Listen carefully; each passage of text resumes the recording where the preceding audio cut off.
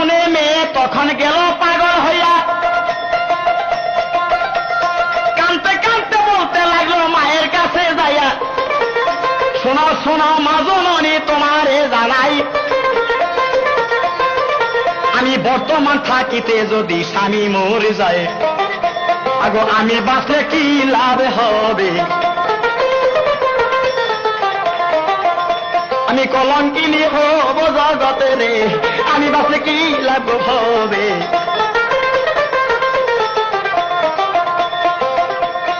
আমি থাকতে যদি স্বামী যায় গো মরিয়া, আমি মা গো মরে যাব বিষের বড়ি খাইয়া, যে কোন বুদ্ধিতে মা দেও না বাঁচাইয়া, বেলা থাকতে প্রাণের স্বামী যাক না পালাইয়া।